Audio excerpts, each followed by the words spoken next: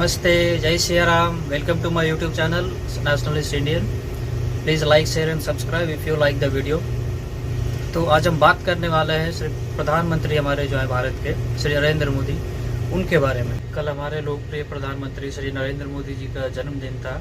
सबसे पहले उन्हें हमारी तरफ से बहुत सारी ढेर सारी शुभकामनाएं और महादेव से प्रार्थना है कि वो उन्हें लंबी आयु दे और उन्हें शक्ति प्रदान करे, ताकि वो भारत को विश्व गुरु के पद पर जो अग्रसर है भारत इस वक्त उनके कार्यकाल में, तो वो विश्व गुरु के लक्ष्य तक भारत को जितना जल्दी हो सके उतना जल्दी वहाँ तक पहुँचा दे।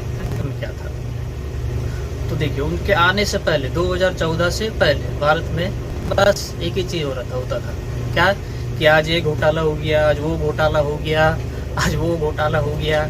तो ये घोटाला का जो है ना बहुत ही पहले से चल रहा है, आज से नहीं। जब से देश आज़ाद हुआ 1947 से उसके समय से ही उस समय से ही घोटाला चल रहा है। घोटाला, फिर 2G घोटाला, 3G घोटाला, कोल घोटाला, ऐसे घोटाले गिनाते जाएंगे तो फिर हो सकता है कि एक डेढ़ घंटा घोटाले का नाम बताने में लग जाएगा। तो घोटाला का नाम ना लेके आगे बढ़ते। सबसे पहले तो ये भ्रष्टाचार, करप्शन, घोटाला जो हो रहा था, ये सबसे पहला प्रॉब्लम था, जो पूरा अर्थव्यवस्था को हमारा जो है इकोनॉमी को पूरा देश का, भारत का, जो कि मतलब दीमक की तरह खाता जा रहा था।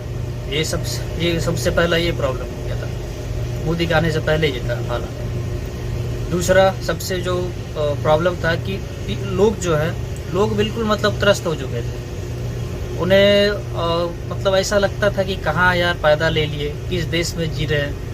एक सेंस ऑफ प्राइड जो था ना इंडिया को, अपना देश को लेके जो एक सेंस ऑफ प्राइड होना चाहिए, तो वो लोग में उस समय बिल्कुल ख़त्म था। एक किसी के पास नहीं था। बहुत ही कम लोग थे जो तो सोचते थे हाँ हम भारतीय हैं, हम इस पे गर्व है, I am proud to be Indian, मतलब वो बोलते थे बट वो था नहीं दिमाग में। तीसरा कारण आप देख लीजिए कि मतलब जो हमारे इतिहास में जो हमें पढ़ाया गया ऐसा चीज़ों को, जिन्होंने हमें लूटा, जिन्होंने हमारे मंदिरों को तोड़ा, उन्हें मुगलों को उनको ग्लोरीफाई किया गया। देखिए आप देखिए कि अकबर पूरा मुगल के लिए मतलब पूरा हिस्ट्री बुक जो है ऑलमोस्ट 30 to 40% मुगल से ही भरा है। मुगल और दिल्ली सल्तनत यही पढ़ाया जाता था हमें। तुगलक, बाबर, औरंगजेब, शाहजहाँ, तो फिर हुमायूं, नूरजहाँ, अलग अलग ये रूलर जो हमारे इंडिया में आए, लूटा उन्होंने, हमारे औरतों का बलात्कार किया, रेप किया, मंदिरों को तोड़ा, मंदिरों से मतलब अथाह धन संपदा थी हमारे मंदिरों में, वहाँ से सारे जो सोना चांदी हीरे मोती जवाहरात सब लूटा।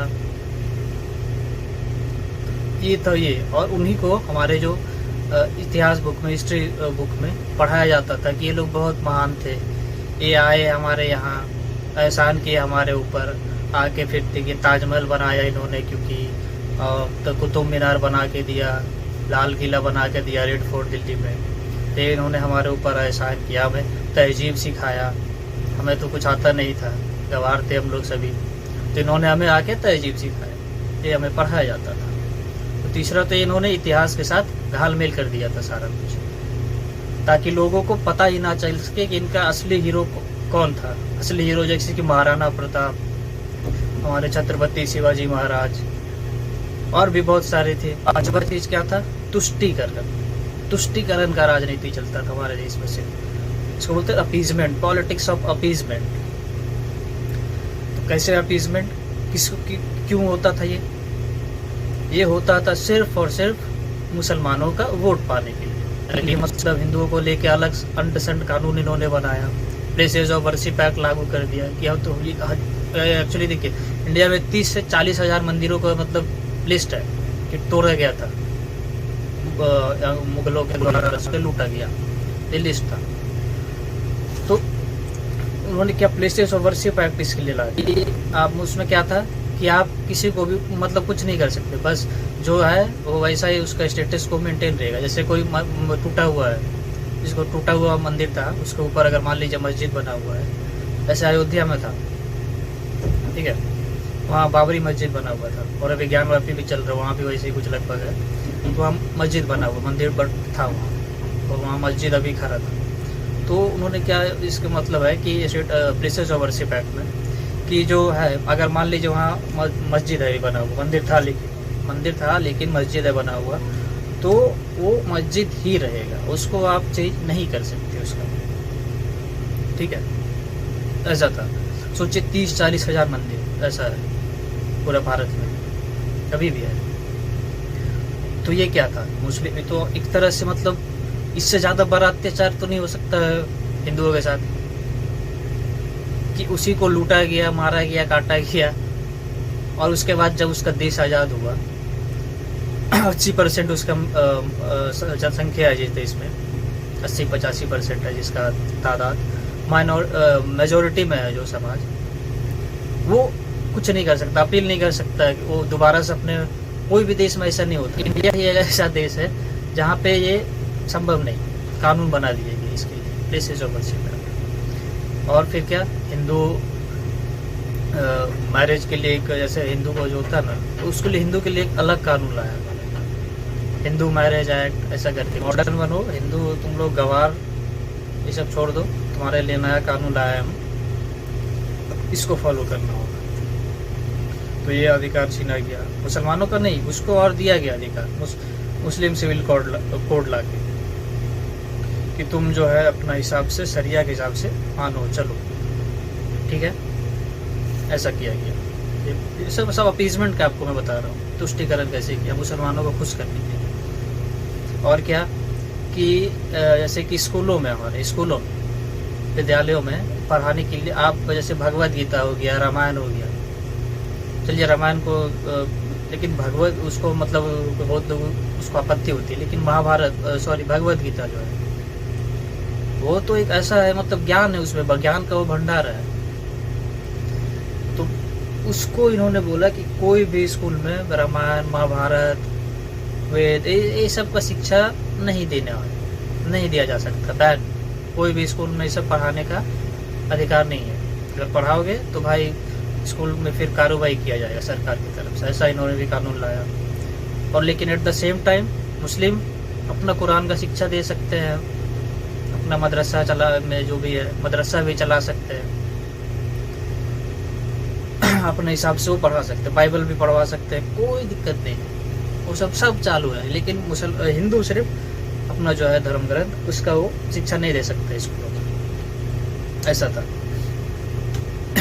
सिर्फ मुसलमानों का वोट पाने के लिए, उन्हें खुश करने के लिए, ठीक है। लेकिन उन्होंने ये सब तो किया, बट उससे हुआ क्या, उससे हुआ ये कि मुसलमानों ने भर भर के वोट दिया, उन्हें हर बार उनका सरकार बनाया, कांग्रेस आई सरकार में। बट क्या हुआ उससे कि उन्होंने मुसलमानों के लिए किया नहीं कुछ, बस उन्हें बेवकूफ़ बनाया, उनका वोट लिया और सरकार में आ गए, लेकिन उनके लिए कुछ किया नहीं इन्होंने, बस उनको गुमराह किया, उनके लिए कुछ अच्छा करने की जगह बस उनको गुमराह किया। और वो भी 1 से 2 साल नहीं, पूरे जब से सन 47 से लेके 2014 तक, मोदी जी के आने से पहले तक उनको बस गुमराह करता गया।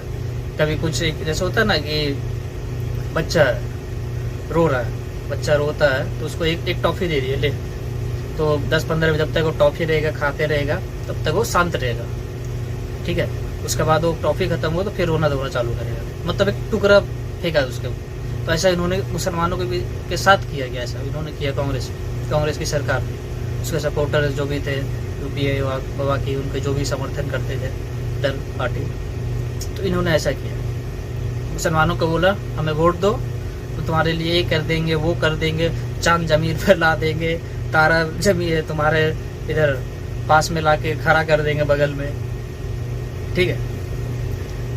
और इससे हुआ क्या, इसका गलत इफेक्ट पड़ा मुसलमानों को। मतलब उनको ऐसा लगने लगा धीरे धीरे, मतलब सर पे चढ़ाना होता है ना, बोलते सर पे चढ़ा लिया क्या, तो वही हाल उनका हो गया। वो सोचने लग गए यहाँ हमको प्रेफरेंस है, हम यहाँ आके असली है, मतलब हम यहाँ ऐसे भी सोचते थे, हमने यहाँ 800 साल राज किया है, मुगलों ने 800 साल राज किया है, ये तो हमारा देश है भारत, हिंदुओं का इसमें कोई अधिकार नहीं है, तो सब कुछ हमारा है, पहले से वो सोचते थे। बाकी उनके कांग्रेस ने इनको सर पे चढ़ा के धीरे धीरे उनको पूरा और भी कर दिया, माइंड वॉश करके वोट के चक्कर में, ठीक है। चलिए ये हो गया। अपीसमेंट। और उसके बाद देखिए क्या कि मैं ऐसा नहीं बोल रहा हूँ, जो डेवलपमेंट पे बात कर लेते हैं। डेवलपमेंट क्या हुआ, इन्होंने क्या किया क्या नहीं किया, ऐसा नहीं कि इन्होंने काम नहीं किया। डेवलपमेंट इन्होंने किया, IIT बनाए, IIM बनाया, और भी बहुत सारे अच्छे संस्थाएं इन्होंने खड़ा किया। लेकिन इनको मतलब ऐसा नहीं कि इन्होंने खुद से बनाया। कुछ दिन पहले जो चंद्रयान अपना लॉन्च हुआ, तो हमारा टॉपिक वही है, श्री नरेंद्र मोदी जी, उनके आने से पहले भारत कैसा था। मतलब मचा रहे थे कि अगर नेहरू जी इसका स्थापना नहीं करते इसरो का, तो फिर चंद्रयान लॉन्च कैसे होता। तो इसका श्रेय तो हमारे नेहरू जी को जाता है। तो नेहरू जी को जाता है, ठीक है, लो श्रेय। बट जब क्या है ना कि उसका जो फाउंडर थे इसरो का, वो विक्रम साराभाई थे। तो इनका सोच आप देखिए, मेंटालिटी देखिए, और इन्होंने काम किया तो जो स्पीड में होना चाहिए था और जिस तरह से होना चाहिए था वो इन्होंने नहीं किया। ठीक है, ये मेरा बोलने का मतलब है कि इन्होंने काम किया, लेकिन जैसा होना चाहिए था, जो गति से होना चाहिए था, वो इन्होंने नहीं किया। इस वजह से हमारा भारत पीछे रह गया बहुत सारे देशों के साथ। जो हमारे देश के बाद जो आज़ाद हुआ, चाइना 1949 में आज़ाद हुआ, इंडोनेशिया 1949 में आज़ाद हुआ, उससे भी आगे चल के भारत हमारा पीछे रह गया। तो ये कारण था। तो ये हो गई उनके डेवलपमेंट की बात होगी। अब आगे बात करते हैं कि मोदी जी के आने के बाद क्या चेंजेस हो गए। ठीक है, तो सबसे पहले बात करते हैं, जो सबसे बड़ा काम मेरे हिसाब से लगता है मुझे मोदी जी ने जो किया, वो था abrogation of article 370 and 35A from Kashmir, Jammu and Kashmir, जिसकी वजह से मतलब बहुत ही समस्या था हमारे देश में, बहुत समस्या होता था उसकी वजह से। बहुत से लोग जो वहाँ कश्मीरी थे उनको भी समस्या था, और उसकी वजह से पूरे समस्त भारत को समस्या था। आतंकवादी, क्योंकि वहाँ से आतंकवाद आता था इधर, वहाँ से आतंकवादी आए, बम फोड़े इधर भी अलग अलग कोना पे, तो प्रॉब्लम पूरा देश को था उससे। और पाकिस्तान उसको अपना एक एज हथियार इस्तेमाल करता था हमारे खिलाफ। तो मोदी जी ने वो सबसे बड़ा काम किया, 370। और एक्चुअली आप पूछो, बोलोगे बहुत सारे लोग ऐसे थे इनको विश्वास नहीं हो सकता। जब उस समय वो हटाया गया 5 अगस्त को, ये अचानक, तो न्यूज़ में हमने देखा कि अरे ऐसे कैसे हो सकता है, 370 हट गया, इट्स इम्पॉसिबल। बट जो मोदी जी ने वो करके दिखाया, ये बता रहा हूँ। और दूसरा, जो राम मंदिर तो जो फैसला आ गया कि सुप्रीम कोर्ट में ये राम मंदिर बनेगा यहाँ अयोध्या जन्मभूमि। तो ये आप सोचिए, ये भी तो मतलब ये भी किसी ने नहीं सोचा था कि ऐसा होगा, कभी हो सकता है कभी। सब सोचते थे ये पॉलिटिकल मुद्दा है, बस इसमें कुछ होने वाला नहीं है। बीजेपी कांग्रेस दोनों बस एक दूसरे पे इल्ज़ाम लगाएगा तो बस ऐसे चलता रहेगा, आगे भी चलता आ रहा है, चलता रहेगा आगे भी। बट वो भी हो गया। दूसरा सबसे बड़ा उपलब्धि, जो इसके लिए हिंदुओं ने 500 साल तक संघर्ष किया, पिछला 500 साल से संघर्ष था, और आखिर में सुप्रीम कोर्ट और भारत का सुप्रीम कोर्ट में फैसला हुआ कि हिंदुओं की वो जगह रामलला का ही है, और वहाँ वो राम जन्मभूमि बनना चाहिए। बाबरी मस्जिद जो था वो कहीं और है, उसके लिए 5 एकड़ या ऐसा कोई ज़मीन सुप्रीम कोर्ट ने अलॉट किया, वहाँ बना लो भाई मस्जिद जाके। अब सोचिए कितने लोगों ने कुर्बानी दी, कितना हिंदुओं ने अपना जान गंवाया उसके लिए, और कितना संघर्ष हुआ। हिंदुओं नहीं, सिखों ने भी अपना जान गंवाया उसके लिए। सिखों ने भी वहाँ पे बहुत संघर्ष किया राम मंदिर के लिए। तो ये हो गया दूसरा मुद्दा कि राम मंदिर उन्होंने मतलब जो इम्पॉसिबल लगता था, 2 चीज़, 370 और राम मंदिर, ये 2 इम्पॉसिबल को पॉसिबल बना दिया मोदी जी ने, उनकी सरकार ने। ये हो गई सबसे बड़ी उपलब्धि 2। और उसके बाद अगर आप देखोगे कि जो हमारी माताएं बहनें जो थी हमारी गांव में भी जब जाते होगे, अभी भी देखोगे तो चूल्हे आपको मिलते हैं, लकड़ी, उसमें लकड़ी डाल के आग जलता है और खाना बनता है उसमें। तो पहले वो गैस वैस कुछ नहीं था। गैस था मतलब अमीरों के लिए, जो अमीर थे, पैसे वाले लोग, वही गैस यूज इस्तेमाल करते थे, cooking gas, LPG। But Modi ji ने उसे क्या किया कि फ्री में उन्होंने LPG बांटा, उज्ज्वला योजना लाया, और उन्होंने करोड़ों की संख्या में फ्री LPG सिलेंडर्स लोगों को बांटे, गरीब लोगों, ले जाओ सब तुम्हारा है। ठीक है। और उससे क्या हुआ फ़ायदा कि जो हमारी माताएं बहनें जी थी, अगर खाना जो बनाती थी, तो उनको इतना मतलब स्वास्थ्य पे उनको बैड इफ़ेक्ट आता था उसका स्मोक से। खाना जब भी मुझे याद है, मैं जब भी गाँव जाता था कभी कभी, खाना जब भी खाने, तो मम्मी उधर रोटी बनाएगी, चूल्हा रहेगा बगल में, वहाँ रोटी बना रही है, गरम गरम रोटी देगी। बट खाओ क्या यार, धुआं जो है उसका जो आ रहा है पूरा स्मोक, वो उससे आँख से आंसू भी आ रहा है। खाना खा रहा, आँख से आंसू आ रहा है। सोचिए मम्मी का क्या हालत है, रोटी बना रही हो तुम बैठ के उधर बगल में ही चूल्हा पे, पूरा आंसू आ रहा है, रोटी बना रहे हैं, ऐसा था। तो वो सब से निजात मिल जाएगी। फिर इलेक्ट्रिसिटी, ये सब ज़रूरी चीज़ें हैं जो लाइफ में, सबका लाइफ में सब ज़रूरी मतलब सामान्य ज़रूरत की चीज़ें जो होती है ना, जो होना चाहिए एक इंसान के जीवन में, वो एक लाइट हो गया। लाइट तो चाहिए सबको आज के टाइम में। बिना लाइट जिसके घर पे नहीं है तो कैसे जीवन अपना, मतलब सोच ही नहीं सकते हम लोग आज के टाइम में कि लाइट के बिना जीवन। फिर भी मोदी जी के आने से पहले लगभग 30,000 गांव ऐसे थे जहाँ बिजली नहीं था। बिजली छोड़िए, वहाँ खंभा तक नहीं था बिजली का, तो उसको मोदी जी ने कंप्लीट कराया। जहाँ जहाँ बिजली नहीं था पहुँचा था आज तक आज़ादी के बाद से, सब जगह उन्होंने बिजली पहुँचाया और सबको दिया। आज के रेट में इंडिया का कोई भी ऐसा गांव या शहर नहीं है जहाँ बिजली नहीं है। ये हो गया दूसरा अचीवमेंट। और उसके बाद अगर आप देखोगे कि जन धन अकाउंट जो खुलवाया गया था, जन धन अकाउंट जो योजना खाता अकाउंट स्कीम लाया गया था, जन धन योजना, उसमें फ्री में बैंक अकाउंट खुलवाया गया सबका। आपको कोई बैंक गारंटी कुछ नहीं चाहिए, अकाउंट में पैसा भी नहीं होना चाहिए, जीरो बैलेंस पे अकाउंट खुलेगा, ठीक है। और उससे फिर क्या किया उन्होंने, आधार लिंक किया। उसके बाद आगे जाके डिजिटल इंडिया उसको किया, डिजिटल इंडिया करके फिर वो सारा बैंक अकाउंट आधार ये सब लिंक करके डिजिटल इंडिया में जैम कर ट्रिनिटी बनाया। जैम मतलब जनधन अकाउंट, आधार कार्ड और मोबाइल नंबर, ये तीनों कंबाइन करके उन्होंने डायरेक्ट बेनिफिट डालना चालू किया अकाउंट में। जो सब्सिडीज़ देती है सरकार या कुछ रिलीफ जो होता है सरकार की तरफ से पब्लिक के लिए, तो वो सब सारा डायरेक्ट अकाउंट में जाने लगा, जो कभी किसी ने सोचा नहीं था ऐसा हो सकता है। और डिजिटल इंडिया, यही है डिजिटल इंडिया। और ट्रांजैक्शन, जैसे कि आपने देखा होगा एक वीडियो वायरल होता है कि पी चिदम्बरम, जो हमारे देश के पहले जो फाइनेंस मिनिस्टर रह चुके हैं, बहुत ही ज्ञानी माना जाता है उनको, बहुत पढ़े लिखे, एकदम हाईली इंटेलेक्चुअल, लेफ्टिस्ट पूरी तरह से सोच से, कांग्रेस पार्टी के। तो उन्होंने संसद में बयान दिया था जब डिजिटल इंडिया मोदी जी ने लॉन्च किया था स्कीम, तभी कि अरे ऐसा कैसे, कुछ हो ही नहीं सकता, क्या मतलब डिजिटल इंडिया क्या 2 रुपये 3 रुपये पेमेंट करना है।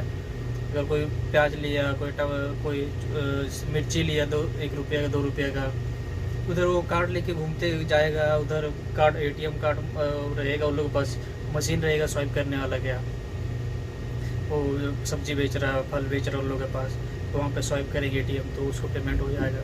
क्या बोल रहे हो मोदी जी, ये तो इट्स इम्पॉसिबल। आप मजाक कर रहे हो, पब्लिक को बेवकूफ़ बना रहे हो।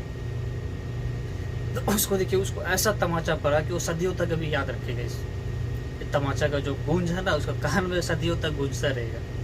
पी चिदम्बरम एक तरह से वो देखोगे कि वो मजाक उड़ा रहा था, इंडिया का जो कॉमन लोग है उसका मजाक उड़ा रहा था। यार इंडिया में सब गरीब लोग हैं, सारा लोग अनपढ़ गवार है, इन लोगों को क्या मालूम कैसे होकर डिजिटल कैसे करेगा, फ़ोन में से कार्ड है वो सब कहाँ से लोग समझ में आए। लेकिन पब्लिक ने उसको, देखिए मोदी जी ने जवाब नहीं दिया, पब्लिक ने उसे जवाब दिया। अभी इंडिया जो है डिजिटल ट्रांजैक्शन में नंबर 1 पे है, कोसों दूर आ गया चाइना और USA से, ठीक है। ये हो गया जनधन डिजिटल इंडिया। उसके बाद सबसे एक स्वच्छ भारत अभियान, जिसमें लगभग अराउंड 600 मिलियन टॉयलेट बनाया गया पूरे इंडिया में। 600 मिलियन, आप समझ लीजिए कितना होता है वो। तो अब समझ लीजिए क्या हो रहा था उससे कि बहुत हमारे जो महिलाएं हैं उन्हें प्रॉब्लम था सबसे ज़्यादा इससे कि टॉयलेट नहीं था, तो उन्हें जाना पड़ता था बाहर अपना डेफिकेशन के लिए, टॉयलेट करने के लिए, ठीक है। वह उनके साथ अगर मान लीजिए बाहर में रात अंधेरा होता था तभी वो निकलते थे, मतलब सुबह का टाइम में, जब सूरज उगने से पहले जब अंधेरा है तब वो जाते थे अपना टॉयलेट करने, या फिर शाम के टाइम में जब भी शाम ढल गया, सूरज ढल गया, अंधेरा हो गया तब गए, मतलब अंधेरा में ही जाना। तो अंधेरा में देखिए जब बाहर जाते हैं कभी कुछ सांप काट लिया किसी को, कभी बिच्छू काट लिया, कभी किसी के साथ कुछ मनचलों ने मतलब किसी को छेड़ा, कुछ किया, किसी के साथ रेप हो गया। और कभी कभी क्या होता था ना कि जैसे कि मान लीजिए वो नहीं जा पाए उस समय, जो समय है रात में नहीं जा पाए, अंधेरा होने, अगर फिर चाहेगी सुबह अगर दोपहर में कहीं मान लीजिए उनको टॉयलेट आए तो कैसे उनको रोक के रखना पड़ता था ज़बरदस्ती, इससे उनके अंदर बीमारियां भी हो रही थी, अनचाहा बीमारी उनके अंदर मतलब डेवलप हो रहा था। तो मोदी जी ने इन सब से इजाज़त दिलाया, सबके घर में टॉयलेट बनवा के, सबके घर में फ्री में टॉयलेट बनवाया गया। 600 मिलियन टॉयलेट पूरे इंडिया में बना हुआ। WHO भी मतलब उसको मतलब सोचा ऐसा कैसे, मतलब बहुत बड़ा अचीवमेंट माना WHO। 600 million toilet in just 6 months, it's मतलब कमेंडेबल जॉब बाय इंडिया। अब देखिए उनको वो कितना उससे हमारी जो माताएं बहनें थी उनका स्वास्थ्य अब अच्छा, मतलब जो उनको प्रॉब्लम हो रहा था, बीमारी हो रही थी अनचाही, उससे वो बची, ताकि उनका इज्जत भी बचा। और ये जो सांप बिच्छू का डंक लगता था उनसे भी उनको निजात मिला। ठीक है, ये हो गई। और उसके बाद अब देखोगे क्या कि अपीजमेंट की जो राजनीति थी, अपीजमेंट पे मोदी जी ने बहुत ही कड़ा प्रहार किया। उन्होंने बोला मैं अपीजमेंट नहीं करूँगा, कोई तुष्टिकरण मेरे सरकार में नहीं चलेगा। तो देखिए जो भी योजना आता है उसमें कहीं नहीं होता है कि हिंदू को ये सिर्फ मिलेगा, ये मुसलमानों को नहीं मिलेगा, या फिर ये सिर्फ मुसलमानों के लिए है, हिंदुओं को नहीं मिलेगा। एक भी योजना आज तक नहीं, पिछले 9 साल हो गए, कहीं कोई ऐसा भेदभाव का कहीं से कुछ नहीं आया। जो भी वो कर रहे हैं वो सबके लिए समान रूप से कर रहे हैं। ठीक है। और उन्होंने क्या किया कि जो बहुत से क्या था कि मंदिर, बहुत पहले का जो कांग्रेस का जमाना में मंदिर बना रहा है, क्या मंदिर बनाएगा, पागल है, सेकुलर है यार, हम मंदिर क्यों बनाने का, इससे हमारे नाराज़ हो जाएंगे, सेकुलर है हम। मतलब सेकुलर हो गया था ना उस समय कि हिंदुओं का अगर तुमने बात किया तुम कम्युनल हो गया, तभी वो चेंज हो गया है, माइंडसेट भी चेंज हो गया, लोगों का भी, आम लोगों का भी। और सरकार नहीं किया है, ये मोदी जी का सबसे बड़ा दिन मैं मानता हूँ कि उन्होंने लोगों का, हिंदुओं का ना दिमाग को मतलब चेंज कर दिया और उनके अंदर प्राइड लाया कि गर्व से बोलो हिंदू है तुम, अपना हिंदू होने पे गर्व करो और गर्व करो कि तुम भारत में जन्म लिए हो। ठीक है, यहाँ देवता भी जन्म लेने को तरसते हैं, वहाँ तुम्हारा जन्म हुआ है और तुम हिंदू हो, तुम्हारे लिए डबल गर्व का बात है। तो ये देखिए अभी मतलब बहुत जगह ऐसा खबर आता है कि पत्थरबाजी कर, तो थोड़ा ये सब कांग्रेस की तरफ से किया जाता है, उनको भड़का रहे अभी मुसलमानों को कि देखो हिंदुओं को के लिए मंदिर बना रहा है, ये कर रहा है। जैसे मंदिर अब इकोनॉमी होता था पहले, जो है ना, आप देखोगे मंदिर इकोनॉमी था पूरा इंडिया में। मंदिर जो था ना, मंदिर एक सेंटर था, वहाँ से पूरा इकोनॉमिक एक्टिविटीज़ मतलब संचालित होती थी एक तरह से। तो अभी भी मोदी जी वही कर रहे हैं। काशी विश्वनाथ कॉरिडोर आप देख लीजिए, वाराणसी में काशी विश्वनाथ ज्योतिर्लिंग जो है काशी, वहाँ एकदम भव्य कॉरिडोर बनाया गया, काशी विश्वनाथ कॉरिडोर। वहाँ रिकॉर्ड संख्या में 7 करोड़ भक्त मतलब लोग वहाँ गए घूमने, वहाँ दर्शन करने। 7 करोड़ लोग, ऐसा टूरिस्ट कोई गया, कोई दर्शन करने गया, विदेशी लोग भी उसमें शामिल हैं। एक साल में 7 करोड़, तो अब सोच लीजिए वो पूरा जो काशी का एरिया है, 7 करोड़ लोग बाहर से आ रहे हैं वहाँ, तो सोच लीजिए वहाँ कितना इकोनॉमिक एक्टिविटीज़ वहाँ मतलब बढ़ा है। जैसे उज्जैन में महाकाल को लोक बनाया है उन्होंने, महाकाल, उज्जैन में महाकाल ज्योतिर्लिंग है, तो वहाँ पे महाकाल लोक पूरा बना दिए, बहुत भव्य। वहाँ भी पब्लिक बहुत जा रही है घूमने, देखने, दर्शन करने। तो वहाँ का पूरा इकोनॉमिक एरिया डेवलपमेंट जो है, पूरा एरिया पूरा इकोनॉमिकली एकदम बूस्ट मिला उनको। और वैसे भी जब राम मंदिर बन जाएगा तो राम मंदिर में तो आप मतलब ऐसा अनुमान लगाया जा रहा है कि हर साल वहाँ 13 करोड़ लोग आएंगे। देखिए 13 करोड़, तो अब सोच लीजिए अयोध्या मतलब किस स्तर पे चला जाएगा, है ना। ये मोदी जी कर रहा है। और बाकी बहुत सारे जगह मतलब 30,000 अराउंड मंदिर टूटा है, तो सब तो नहीं हो सकता है संभव, बट जहाँ जहाँ संभव है हर एक जगह मंदिर का पुनः निर्माण कराया जा रहा है। आर्कियोलॉजिस्ट जो थे हमारे के मोहम्मद है, आर्कियोलॉजी सर्वे ऑफ इंडिया का है के मोहम्मद जी, उनके निरीक्षण में सब सारा हो रहा है। पर्सनली सब ये सब देख रहे हैं कैसे मंदिर कैसा था पहले, टूटने से पहले कैसा था ये पर स्ट्रक्चर इसका, उसी हिसाब से फिर उसको अभी रीबिल्ड किया जा रहा है सब सारी मंदिरों को। कश्मीर तक में बहुत सारे मंदिरों को दोबारा निर्माण किया जा रहा है। सोचिए, मतलब इंडिया को अवेकन किया मोदी जी ने, अवेकन कर दिया है। सोया हुआ था ना, सुसुप्त अवस्था में था, उसको जागृत अवस्था में भी कर दिया। अभी पूरी तरह से नहीं हो पाया बट जागृत हो गया है, पूरा नींद से नहीं जाएगा, अभी समय लगेगा थोड़ा और। ठीक है, ये सब हो गई। और आप देख लीजिए डेवलपमेंट में क्या किया ना, कि डेवलपमेंट में तो देखिए मतलब हर एक ऑलमोस्ट हर एक स्टेट में भी एयरपोर्ट हो गया, नॉर्थ ईस्ट में भी एयरपोर्ट हो गया है।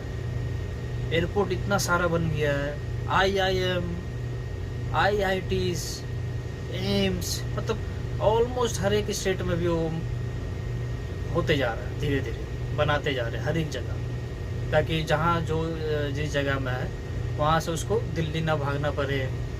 ठीक है, एम्स अगर आपको इलाज हो गया तो एम्स के लिए पहले क्या था, सिर्फ दिल्ली में था, दिल्ली भागना पड़ता था। अभी एयरपोर्ट हो गई, सुविधा कनेक्टिविटी इतना अच्छा हो गया। और पहला बार है कि हमारा एविएशन अथॉरिटी ऑफ इंडिया जो है वो प्रॉफिट में चल रहा है। रेलवेज़ को देख लीजिए, ऐसा ऐसा ट्रेन बन रही है, वंदे भारत एक्सप्रेस, जिसको यूरोप अपने यहाँ इंपोर्ट कर रहा है, हमारे यहाँ से एक्सपोर्ट हो रहा है, उनके यहाँ इंपोर्ट हम कर रहे हैं। वंदे भारत एक्सप्रेस जैसे कोच बना के ट्रेन अभी सोचिए इंपोर्ट कर रहा है कोच इंडिया, यूरोप में, अमेरिका में। ये सब कभी मतलब सोच से बाहर था।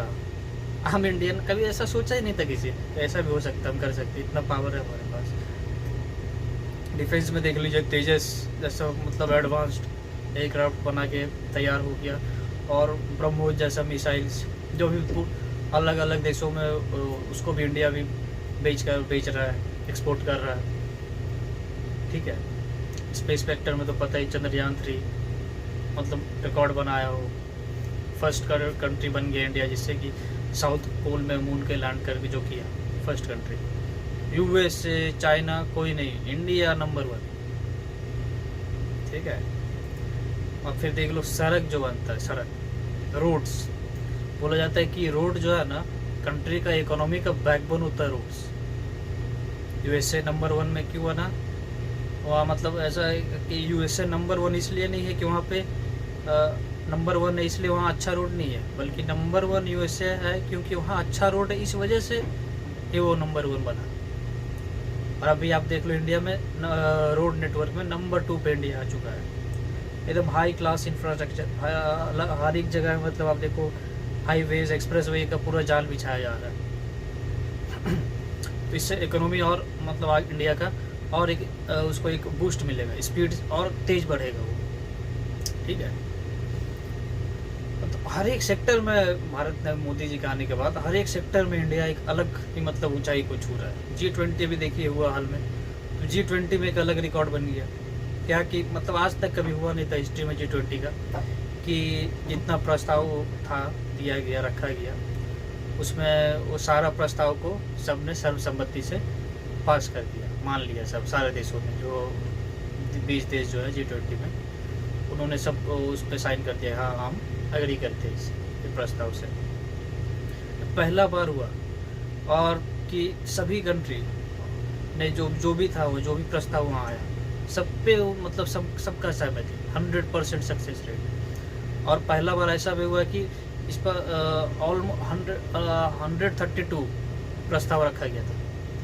इससे पहले रखा जाता था कि 10, 15, 20, 30, 40 ऐसा रहता था, लेकिन इस बार 100 मतलब ऑलमोस्ट 5 टाइम ज़्यादा प्रोडक्टिविटी उसका था, बोल सकते हो 5 टाइम ज़्यादा प्रोडक्टिव हुआ, 5 टाइम ज़्यादा प्रस्ताव आया और उस पर सब में सहमति बन गया।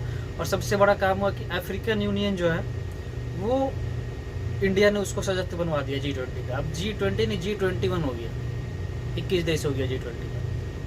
ठीक है, अफ्रीकन यूनियन भी उसमें शामिल हो गई, सबकी सर्वसम्मति से प्रस्ताव वो भी पास हुआ। और अब बात करें डिफेंस पे, देख लीजिए पाकिस्तान जो आए दिन धमकी देते रहता था कि बम मार देंगे, न्यूक्लियर बम मार देंगे, ये कर देंगे वो कर देंगे, और बम ब्लास्ट भी होते रहता था। मोदी जी के आने से पहले आप देखो 2014 से पहले तो पब्लिक मतलब डरी रहती थी किसी को मतलब मान लीजिए कहीं कोई बैग पड़ा हुआ है, कुछ अनजान वस्तु है पड़ा हुआ कहीं भी, तो पब्लिक वहाँ मतलब डर जाती थी, अरे इधर क्या बम तो नहीं है उसको छूना मत, कोई दूर रहता था सब उससे। ऐसा माहौल था देश में, कहीं भी बम ब्लास्ट हो जाता था, दिन दहाड़े बम ब्लास्ट, ठीक। और एक ही साथ कई अलग अलग जगह हो जाता था बम ब्लास्ट। तो वो सब खत्म हो गया। पाकिस्तान को मोदी जी ने बिल्कुल उसका औकात दिखाया, तो तुम अपना औकात में रहो, वरना तुम्हें मतलब कहीं का नहीं छोड़ेगा। और सही में कहीं का नहीं छोड़ा उसे। आज देखिए पाकिस्तान में क्या मतलब हालात है, और खाने को नहीं है, लोग भूखे मतलब समझिए एक तरह से मर रहे हैं, बस खाने तक का ही नहीं मतलब है। आम जनता जो वहाँ के आम लोग हैं, नॉर्मल पब्लिक, उनको खाने के लिए सोचना पड़ रहा। तो पढ़ाई लिखाई और साइंस टेक्नोलॉजी ये सब तो छोड़ दीजिए, पढ़ाई लिखाई सब नहीं, वो लोग का बस का बात नहीं है। खाना वो लोग खा ले, जिंदा रह ले, वही बहुत बड़ा बात हो जाएगा। और बम मारेंगे और लड़ाई क्या करेंगे, उनके पास टैंक में डीजल डालने के लिए पैसा नहीं है। हवाई जेट फाइटर जेट फ्लाई करेंगे कैसे, उसके लिए भी उनके पास डीजल का पैसा नहीं है। ऐसा हालात बना दिए मोदी जी। और चाइना मतलब पाकिस्तान अभी आउट ऑफ कॉन्टेक्स्ट हो गया पूरी तरह से, उसका बात ही नहीं करता है कोई। ये पहले हर जगह पाकिस्तान पाकिस्तान, कहीं भी मीटिंग हो तो पाकिस्तान पाकिस्तान होता था टॉपिक। अभी इंडिया उसको बात ही नहीं करता कहीं भी, उसका पूरा इग्नोर कम्प्लीटली। अरे इसका क्या बात करें, बात करने लायक ही नहीं है। ये कहाँ इंडिया है, हम कहाँ ये मतलब होता है बोलते डैश डैश डैश बराबर भी नहीं है। तो वो उसका हालत हो गया पाकिस्तान। चाइना को देख लीजिए, फिर चाइना को भी बराबर सबक सिखाएंगे। चाइना मतलब अभी भी सोच रहा था कि भारत 1962 वाला भारत है, इसको हमने युद्ध में धोखा से हरा दिया था, ठीक है। तो चाइना को भी बराबर इसमें डोकलाम में देख लीजिए, उन्होंने ऐसा धोया हमारे भारतीय सेना के जवानों ने। मोदी जी ने बोला जाओ, जो सेना को भी पूरा मतलब फुल अथॉरिटी उनको मिला हो कि आप अपने हिसाब से निर्णय लीजिए, सिचुएशन जैसा रहता है उस हिसाब से आप निर्णय लेने के लिए सभी स्वतंत्र, पूछने की जरूरत नहीं है प्रधानमंत्री और ये सब से। आपका काम है सैनिक हो, आपका काम है रक्षा करना, आप डिसीजन लीजिए जो भी लेना है। देखिए डोकलाम में क्या हुआ, चाइनीज अंदर आने की कोशिश कर रहे थे, क्रॉस करने को LAC। तो हमारे भारतीय सेना के बिहार रेजिमेंट वाले थे सभी, उन्होंने मतलब धो दिया पकड़ के पूरी तरह से। ऑलमोस्ट 40-50 लोग चाइनीज मर गए हाथापाई। किसी का गर्दन तोड़ दिया, किसी का रिब टूट गया, किसी का हाथ खत्म। हमारे इंडिया से भी 20 जवान शहीद हुए थे उसमें, तो उन सबको, लेकिन उन्होंने बहुत ही बहादुरी से। तो इससे क्या हुआ ना, डोकलाम के बाद चाइना बिल्कुल बैकफुट पे आ गया। वो अभी बिल्कुल समझ गया इंडिया वो इंडिया नहीं है। और इंडिया अभी तो देखिए आप बॉर्डर जो भी है LAC से रिलेटेड चाइना बॉर्डर से, उधर पूरा लद्दाख और इस सब में ना फुल रोड बना रहा है India. BRO border road construction जो है ना, ऑर्गेनाइजेशन बॉर्डर रोड ऑर्गेनाइजेशन, वो पूरा बॉर्डर एरिया में रोड्स बढ़ते जा रहा है, रोड पुल टनल्स, ताकि कहीं भी कुछ हो तो तुरंत में सेना पहुंच जाएगी, कोई रुकावट नहीं रहेगी, घंटों में सेना पहुंच जाएगी वहाँ बॉर्डर पे ठीक है, कॉन्फ्लिक्ट एरिया में। पहले कांग्रेस क्या बोलती थी कि सड़क नहीं बनाना है। वो जो डिफेंस मिनिस्टर था अराउंड आई थिंक 2011 या 12 में, ऐसा जो भाषा मतलब रिप्लाई कोई सवाल किसी ने पूछा था कि बॉर्डर पे आप रोड क्यों नहीं बना रही सरकार हमारी, और चाइना अपने तरफ पूरा रोड बनाते जा रहे, कर रहे, और हमारे तरफ कुछ नहीं हो रहा है। तो डिफेंस मिनिस्टर एक एंटनी था उस समय, वो बोलता है क्या, आप मतलब आश्चर्य करोगे ऐसा कैसे मतलब कोई बोल सकता है। वो बोलता है कि इसलिए हम लोग रोड नहीं बना रहे क्योंकि अगर हमने रोड बना दिया तो चाइना फिर हमारे तरफ और आसानी से, अगर मान लीजिए अटैक करता है तो भारत में आसानी होगा, उसको रोड्स बना रहेगा, आराम से अंदर आ जाएगा। अरे यार मतलब हमारे सेना फिर उधर क्यों काहे को खड़े है यार, हमारे भारतीय सेना बॉर्डर पे क्यों खड़ी है, मतलब आपको तुमको अपने सेना पे विश्वास नहीं है कि जब चाइना अटैक करेगा तो हमारा सेना जो भी है वो लोग भाग जाएगा, मतलब और रोड है तो उस पर फिर वो लोग इंडिया के अंदर आ जाएगा, ऐसा उनका सोचता। ठीक है, तो ये सब चेंजेस हुआ है भारत, हर एक फ्रंट में चेंजेस हुआ है। और अभी इंडिया बहुत ही जल्द अगला 10-15 साल में इंडिया समझिए कि मतलब जैसे चाइना का बराबर ही नहीं बोल सकते, बट उससे कम भी नहीं रहेगा इंडिया अगला 10-15 साल। और अगले 3-4 साल में इंडिया भी 3rd नंबर पर आने वाला है लार्जेस्ट इकोनॉमी के हिसाब से।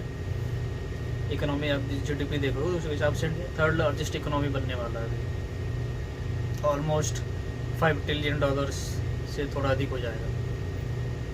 तो इंडिया मतलब इस मोदी जी ने उसको बिल्कुल मतलब बोल सकते हो ऐसा ना कि इंडिया को मोदी जी ने from journey of India Modi India from India to Bharat मतलब मोदी जी ने बोल सकते हैं क्या ना कि अब ये बोल सकते हैं कि मोदी जी ने इंडिया से भारत तक का सफ़र हमें मतलब लेके आया हमारे देश को। इंडिया जो था उसको भारत तक अभी खींच के ले आया। भारत मतलब भारत पहले था कि सोने की चिड़िया था भारत, तो उसी विश्वगुरु था भारत, उस रास्ता पे भी वापस आ रहा है इंडिया धीरे धीरे, इसलिए मैं भारत बोल रहा हूँ। तो चलिए, उम्मीद है आपको अच्छा लगा हमारा एनालिसिस, और बहुत बहुत धन्यवाद। जय श्री राम। ध्यान रखिए और लाइक शेयर सब्सक्राइब कर लीजिए।